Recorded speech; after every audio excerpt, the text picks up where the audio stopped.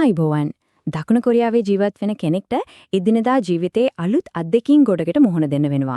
හැබැයි ඉතින් අපේ ගමන් බලපත්‍රය, ඒ කියන්නේ પાස්පෝර්ට් එක අලුත් කරගන්න එක වගේ වැඩක් ටිකක් අභියෝගයක් වගේ දැනෙන්න පුළුවන්.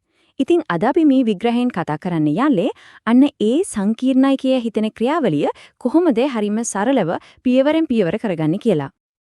ඇත්තටම මේ කතාව පටන් ගන්න අපිට ලොකුම හේතුවක් උනේ මේ වගේ ඉල්ලීමක් ලැබුණ එක.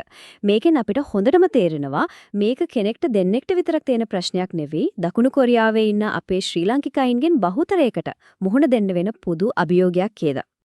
ඉතින් අද අපි එක්කම අරමුණ තමයි කිසිම ඔලුවේ කැක්කුමක් නැතුව පැහැදිලිව පියවරින් පියවර මේ වැඩේ කරගන්න පුළුවන් විදිහේ සම්පූර්ණ මාර්ගෝපදේශයක් ලබා දෙන එක. මේක ඉවර වෙද්දී මේ සම්පූර්ණ process එක ගැන කිසිම ප්‍රශ්නයක් ඉතුරු වෙන එකක් නැහැ. හරි. එලිනම් අපි බලමු අද මොනවද කතා කරන්න කියලා. අපි පොඩි හැඳින්වීමකින් පටන් අරගෙන ඊළඟට ඕන කරන අත්‍යවශ්‍ය ලියකියවිලි මොනවද, ඉල්ලුම් කරන්නේ කොහොමද කියන පියවර, ඊට පස්සේ මොකද වෙන්නේ සහ අවසාන වශයෙන් අනිවාර්යයෙන්ම මතක තියාගන්න ඕන කරුණු ටික පිළිවෙලට කතා කරමු. වෙනත් රටකදී අපේ රාජකාරී වැඩ කරගන්න එක ටිකක් විතර සංකීර්ණයි වගේ දැනෙන එක සාමාන්‍ය දෙයක්. හැබැයි ඉතින් බය වෙන්න කිසිම දෙයක් නෑ. අපි මේ මාර්ගෝපදේශයෙන් ඒ හැම පියවරක්ම සරල කරලා දෙන්නයි සූදානම් වෙන්නේ. හරි. එහෙනම් මුලින්ම අපේ හිතට එන ප්‍රශ්නේ තමයි මේ වෙලේ පටන් ගන්න නම් මුලින්ම ලෑස්ති කරගන්න ඕනේ මොනවද කියන එක. අන්න ඒ ප්‍රශ්නට උත්තරේ තමයි අපි ඊළඟ කොටසෙන් කතා කරන්නේ. ඒ කියන්නේ අත්‍යවශ්‍ය ලියකියවිලි. මේක තමයි මුළු process එකේම වැදගත්ම තැන. හරියට ගයක් හදද්දී අතිවාරම දානවා වගේ අවශ්‍ය ලියකියවිලි දෙක හරියටම ලෑස්ති කරගත්තා කියන්නේ වැඩේන් භාගයක්ම ඉවරයි කියන එක තමයි. ඒ නිසා මේ කොටසට හොඳ අවධානයක් දෙමු. හරි, මුලින්ම බලමු ෆෝම්ස් සහ ෆොටෝස් ගැන. K35 කියලා නිල ඉල්ලුම් පත්‍රයක් තියවා එක සම්පූර්ණ කරන්න ඕනේ. ඊට අමතරව තානාපති කාර්යාලයෙන් පිළිගන්න ප්‍රමිතියට ගත්තු પાස්පෝර්ට් සයිස් කලර් ෆොටෝස් 3කුයි, ඒ ෆොටෝස් ගත්ත ස්ටුඩියෝ එකෙන් දෙන රිසීට් එකකුයි අවශ්‍ය වෙනවා. ඊළඟට අපි කවුද කියලා තහවුරු කරන්න මේ මූලික ලේඛන 3 අනිවාර්යෙන්ම ඕන. ඒ කියන්නේ දැනට පාවිච්චි කරන પાස්පෝර්ට් එක, අපේ ජාතික හැඳුනුම්පත සහ උපැන්න සහතිකය. මේවයි ඔරිජිනල් කොපි වගේම ෆොටෝ කොපි කීපයකට ළඟ තියාගන්න එක හරිම වැදගත්.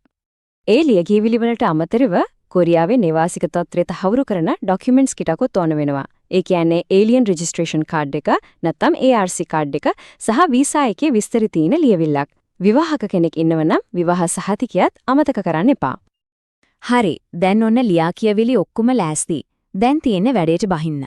අපි බලමු මේ ටික අරගෙන ගිහින් ඉල්ලුම්පත බහර දෙන්නේ කොහොමද කියලා. මේ තමයි ක්‍රියාවලියේ ප්‍රායෝගිකම කොටස. මේ පියවර ටික පිළිවෙලට කරගත්තත් වැඩි හරිම ලේසි. මුලින්ම තානාපති කාර්යාලයේ වෙබ් අඩවියෙන් K35 ෆෝම් එක ඩවුන්ලෝඩ් කරලා පුරවන්න. ඊට පස්සේ අපි කලින් කතා කරපු හැම ලියවිල්ලක්ම තියෙනවද කියලා චෙක්ලිස්ට් එකක් බලලා දෙපාරක් තහවුරු කරගන්න. ඊළඟට තානාපති කාර්යාලයට යන්න වෙලාවක් වෙන් කරගෙන පෞද්ගලිකවම දින් ඉල්ලුම්පත බහර දී අවශ්‍ය ගාස්තුව ගෙවුවම වැඩේ හරි. හරි, ඇප්ලිකේෂන් එක දුන්නා. දැන් ඉතින් මොකද වෙන්නේ? කොච්චර කල් බලන් ඉන්න ඕනේද? අපි දැන් බලමු ඉල්ලුම්පත බහර දුන්නට පස්සේ මොකද වෙන්නේ කියලා. සාමාන්‍යයෙන් වෙන්නේ මෙහෙමයි. ඉල්ලුම්පත බහර දීලා පළමු සතිය ඇතුළත ඇඟිලි සලකුණු සහ ඡායාරූප ලබා ගැනීම. ඒ කියන්නේ බයෝමෙට්‍රික්ස් වැඩේ සිද්ධ වෙනවා. ඊට පස්සේ ඒක මුද්‍රණය කරන්න ලංකාවට කොළඹට යවනවා.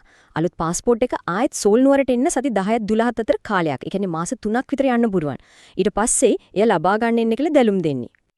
හොඳයි. අවසාන වශයෙන් මේ මුළු වැඩේම කිසිම අවුලක් නැතුව සුමටව කරගන්න උදව් වෙන වැදගත්ම කරුණු ටිකක් මතක් කරගමු. ගොඩක් දෙනෙක් අතින් එන පොඩි වැරදි වළක්වා ගන්න කොහොමද කියලා අපි බලමු. මේවා නම් හරිම සරල දේවල්. ඒත් ගොඩක් අය අතින් මේ වැරදි වෙන නිසා වැඩේ පරක්කු වෙන්න පුළුවන්.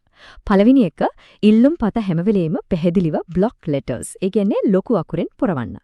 දෙවෙනියට પાස්පෝර්ට් එකේ කල්ලිකුත් වෙන්න මාස 9කටවත් කලින් මේ ගැන හිතන්න පටන් ගන්න. අන්තිම මොහොත වෙනකම් ඉන්න එපා. අන්තිමට මුල් ලියකියවිලි වගේම ඒවයි ෆොටෝකොපිත් අනිවාර්යෙන්ම අරන් යන්න. මෙන්න මේ අංකය නම් හොඳට මතක තියාගන්න. අංක 6. දැනට තියෙන પાස්පෝර්ට් එක කල්ලිකුත් වෙන්න අඩුම තරමේ මාස 6කටත් කලින් අලුත් කිරීමේ වැඩේ පටන් ගන්න. ඒක තමයි ආරක්ෂිතම සහ නුවණට හුරුම දේ. ඉතින් මේ හැම දෙයකින්ම අපිට ගන්න තියෙන ලොකුම පාඩම තමයි සූදානම. හරියට සූදානම් වුණොත් වැඩේ හරිම ලේසි, හරිම වේගවත්. අවශ්‍ය හැම දෙයක්ම සම්පූර්ණ කරලා හරියට ඉල්ලුම්පත බාර දුන්නොත් මුළු ක්‍රියාවලියම පුදුම විදියට වේගවත් සහ කරදරයකින් තොරව කරගන්න පුළුවන්.